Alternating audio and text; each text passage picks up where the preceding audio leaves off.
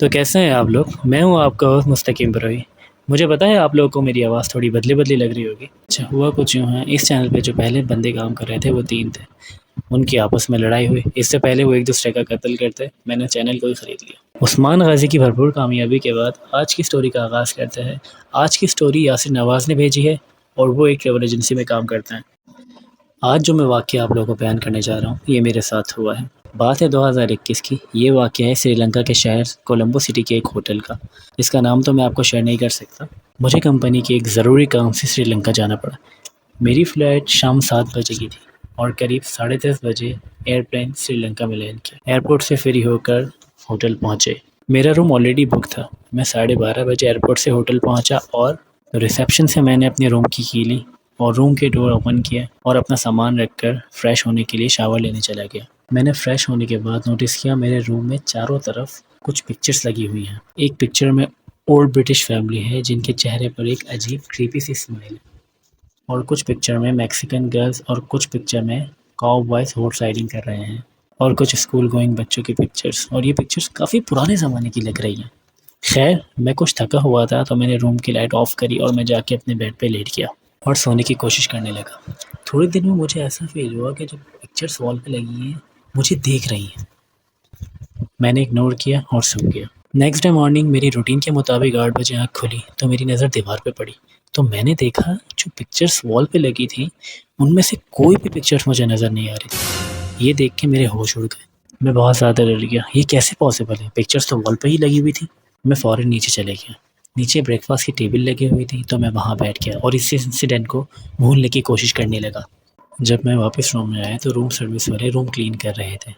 तो मैंने उनसे पिक्चर के बारे में पूछा, जिसके जवाब में उन्होंने मुझसे कहा, सर रूम में तो ऐसी कोई पिक्चर्स नहीं है, आप क्या बात कर रहे हैं? ये सुनकर मैं बहुत हैरान हुआ। रात में तो मेरे चारों तरफ पिक्चर्स थी, पर ये कह रहे हैं कि यहाँ तो कोई पिक्चर्स नहीं थी। मैं रेडी होकर अपने काम के लिए निकल गया और काम से फ्री होकर तकरीबन 11 बजे होटल आ गया। चेंज करके सोने के लिए लेटा। थोड़ी देर मोबाइल यूज़ करने के बाद मेरी आँख लग गई। करीब रात 2 बजे मेरी आँख खुलती है तो मेरे बराबर वाले रूम से मुझे ऐसी आवाज़ आती है जैसे कोई कील ठोक रहा हो। मैं उठकर दीवार से कान लगा के सुनता हूँ तो आवाज़ बराबर वाले रूम से ही आ रही थी। मुझे गुस्सा आता है। रात में 2 बजे कौन शोर कर रहा है? मैं रिसेप्शन पे कॉल करता हूँ तो रिसेप्शन वाले भी फ़ोन नहीं उठाते। खैर, थोड़ी देर में आवाज़ आना बंद हो जाती है। नेक्स्ट मॉर्निंग ब्रेकफास्ट के बाद मैं रिसेप्शन जाके कंप्लेन करता हूँ कि मेरे बराबर वाले रूम 403 में रात को बहुत शोर हो रहा था, जिसकी वजह से मैं रात भर सो नहीं पाया। तो रिसेप्शन वाले मुझे कहते हैं, सर उस रूम में तो कोई नहीं है, वो रूम तो काफ़ी टाइम से खाली है।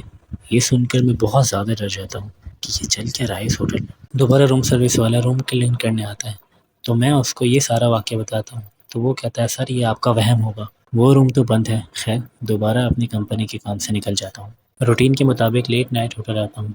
जब मैं लिफ्ट से कॉरिडोर में पहुँचता हूँ तो मैं देखता हूँ कि उस रूम में कोई आदमी अंदर जा रहा है, जिसे देखकर मैं शॉक हो जाता हूँ और वापस रिसेप्शन की तरफ जाकर उनको बताता हूँ। होटल मैनेजमेंट मेरी बात की यकीन नहीं करते और मेरे फ़ोर्स करने के बाद रूम की लेकर रूम चेक करने के लिए मेरे साथ आते हैं। जब रूम ओपन करके एंटर होते हैं तो रूम में कोई नहीं होता। मैं और होटल मैनेजमेंट का एक बंदा पूरे रूम की तलाशी लेते हैं, इवन के वॉशरूम भी चेक करते हैं और बेड के नीचे तक भी देखते, कबर्ड भी खोल के देखते हैं, पर वहाँ पर भी कोई नहीं होता। मैं उनको सीसीटीवी फुटेज चेक करने का बोलता हूँ। जब हम सीसीटीवी फुटेज चेक करते हैं तो सीसीटीवी फुटेज में सिर्फ मैं ही नज़र आता हूँ। सीसीटीवी फुटेज में ना कोई डोर ओपन हुआ, ना कोई बंदा नज़र आया। अब मेरा डर बढ़ गया। मैं वापस अपने रूम में आता हूँ और डिसाइड करता हूँ कि मैं लाइट ऑन करके सोऊंगा। सुबह आँख खुलती है तो मैं सोचता हूँ 12 बजे होटल चेकआउट करके कोई दूसरा होटल देख लूँ। मैं अपने बॉस को सारा वाक़या बताता हूँ तो वो उल्टा मेरे ऊपर हंसते हैं और कहते हैं, ये रूम हमने 4 दिन के लिए बुक किया है और हम उसकी पेमेंट ऑलरेडी कर चुके हैं, तो आपको इसी होटल में रुकना होगा। मैं मायूस हो जाता हूँ कि मैं कहाँ फंस गया। दोबारा अपने काम से निकल जाता हूँ और रात में होटल वापस आता हूँ और रात 1 बजे मेरा गेट नॉक होता है। मैं चौंक कर उठता हूँ। फिर दोबारा गेट नॉक होने की आवाज़ आती है। मैं डर जाता हूँ। मैं उठकर अपने डोर की आई व्यूअर से देखता हूँ तो वहाँ कोई नहीं होता।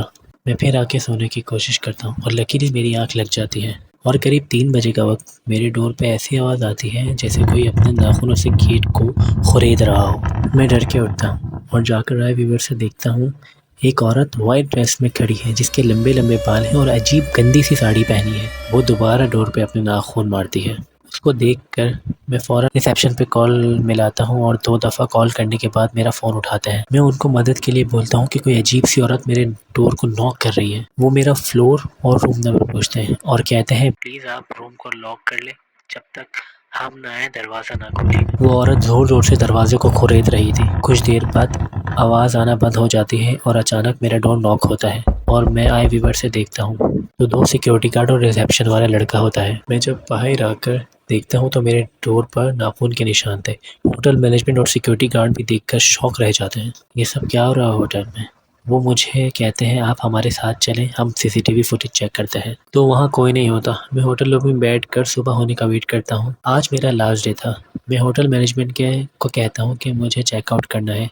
तो वो कहते हैं 2 सिक्योरिटी गार्ड को साथ ले जाएं और अपना सामान लेकर चेकआउट कर लें। चेकआउट के बाद फ्लोर के तमाम रूम को खाली करना पड़ता है और 5th फ्लोर को सील कर दिया जाता है। खैर कुछ देर के बाद मेरी फ़्लाइट का टाइम था और मैं एयरपोर्ट के लिए निकल जाता हूँ। उस होटल में जो भी अजीब चीज़ें हुई वो मुझे आज तक याद है, मैं उन्हें कभी नहीं भूल सकता। कैसी लगी स्टोरी? उम्मीद करता हूँ कि डर लगा होगा। मैं तो इनकी हिम्मत को सलाम कहता हूँ। अगर इनकी जगह मैं होता तो एक दिन भी ना रुक पाता। यासिर साहब आपको तो लिविंग ऑन द एज में जाना चाहिए। और मेरा फ़ेवरेट पार्ट तो कील ठोकने वाला था। आई वाज़ थिंकिंग कि गोपाल होगा। अगर आपका कोई फ़ेवरेट पार्ट है तो कमेंट में ज़रूर शेयर कीजिएगा। प्लीज़ वीडियो को लाइक करें, आपकी सपोर्ट की बेहद ज़रूरत है।